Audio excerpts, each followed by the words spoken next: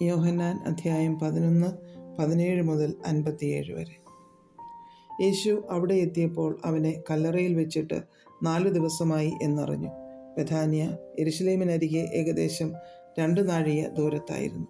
മാർത്തയെയും മറിയയെയും സഹോദരനെക്കുറിച്ച് ആശ്വസിപ്പിക്കേണ്ടതിന് പല യഹൂദന്മാരും അവരുടെ അടുക്കൽ വന്നിരുന്നു. യേശു വരുന്നുവെന്ന് കേട്ടിട്ട് മാർത്ത അവനെ എതിരേൽപ്പാൻ ചെന്നു. മറിയയോ വീട്ടിലിരുന്നു.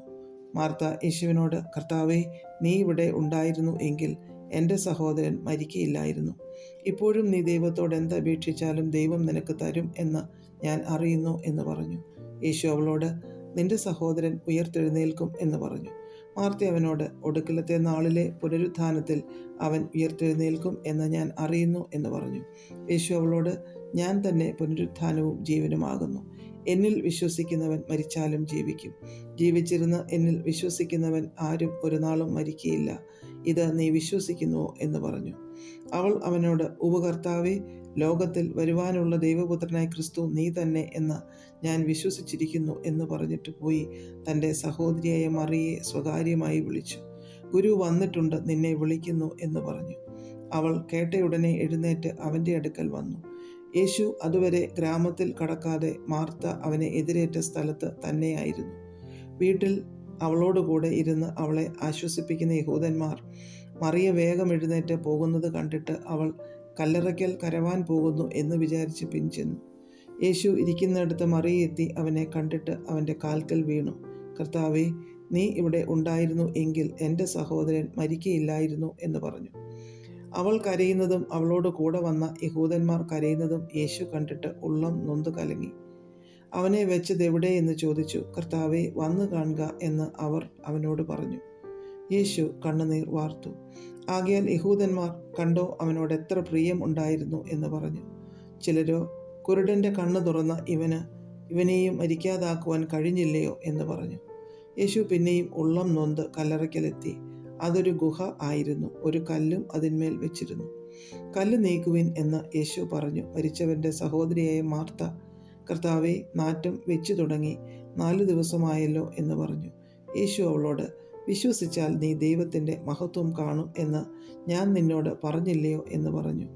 അവർ കല്ല് നീക്കി. യേശു മേലോട്ട് നോക്കി, പിതാവേ, നീ എൻ്റെ അപേക്ഷ കേട്ടതിനാൽ ഞാൻ നിന്നെ വാഴ്ത്തുന്നു. നീ എപ്പോഴും എൻ്റെ അപേക്ഷ കേൾക്കുന്നു എന്ന് ഞാൻ അറിഞ്ഞിരിക്കുന്നു. എങ്കിലും നീ എന്നെ അയച്ചു എന്ന് ചുറ്റും നിൽക്കുന്ന പുരുഷാരം വിശ്വസിക്കേണ്ടതിന് അവരുടെ നിമിത്തം ഞാൻ പറയുന്നു എന്ന് പറഞ്ഞു. ഇങ്ങനെ പറഞ്ഞിട്ട് അവൻ, ലാസറേ, പുറത്തു വരിക എന്ന് ഉറക്കെ വിളിച്ചു. മരിച്ചവൻ പുറത്തു വന്നു. അവൻ്റെ കാലും കൈയും ശീല കൊണ്ട് കെട്ടിയും മുഖം റൂമാൽ കൊണ്ട് മൂടിയുമിരുന്നു. അവൻ്റെ കെട്ടഴിപ്പിൻ, അവൻ പോകട്ടെ എന്ന് യേശു അവരോട് പറഞ്ഞു. മറിയയുടെ അടുക്കൽ വന്ന യഹൂദന്മാരിൽ പലരും അവൻ ചെയ്തത് കണ്ടിട്ട് അവനിൽ വിശ്വസിച്ചു. എന്നാൽ ചിലർ പരീശന്മാരുടെ അടുക്കൽ പോയി യേശു ചെയ്തത് അവരോടറിയിച്ചു. മഹാപുരോഹിതന്മാരും പരീശന്മാരും സംഘം കൂടി, നാം എന്തു ചെയ്യേണ്ടു? ഈ മനുഷ്യൻ വളരെ അടയാളങ്ങൾ ചെയ്യുന്നുവല്ലോ. അവനെ ഇങ്ങനെ വിട്ടേച്ചാൽ എല്ലാവരും അവനിൽ വിശ്വസിക്കും. റോമാക്കാരും വന്ന് നമ്മുടെ സ്ഥലത്തെയും ജനത്തെയും എടുത്തു കളയും എന്ന് പറഞ്ഞു. അവരിൽ ഒരുത്തൻ, ആ സംവത്സരത്തെ മഹാപുരോഹിതനായ കയ്യാഫാവ് തന്നെ, അവരോട്, നിങ്ങൾ ഒന്നും അറിയുന്നില്ല. ജനം മുഴുവനും നശിച്ചു പോകാതെ വണ്ണം ഒരു മനുഷ്യൻ ജാതിക്ക് വേണ്ടി മരിക്കുന്നത് നന്ന് എന്ന് ഓർക്കുന്നതുമില്ല എന്ന് പറഞ്ഞു. അവൻ ഇത് സ്വയമായി പറഞ്ഞതല്ല.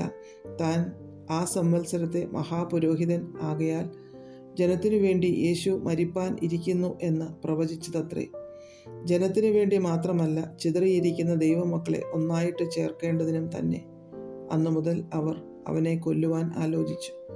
അതുകൊണ്ട് യേശു യഹൂദന്മാരുടെ ഇടയിൽ പിന്നെ പരസ്യമായി നടക്കാതെ അവിടം വിട്ട് മരുഭൂമിക്കരികെ എഫ്രയീം എന്ന പട്ടണത്തിലേക്ക് വാങ്ങി ശിഷ്യന്മാരുമായി അവിടെ പാർത്തു. യഹൂദന്മാരുടെ പെസഹ അടുത്തിരിക്കാൻ പലരും തങ്ങൾക്ക് ശുദ്ധി വരുത്തുവാൻ പെസഹയ്ക്ക് മുമ്പേ നാട്ടിൽ നിന്ന് യെരുശലേമിലേക്ക് പോയി.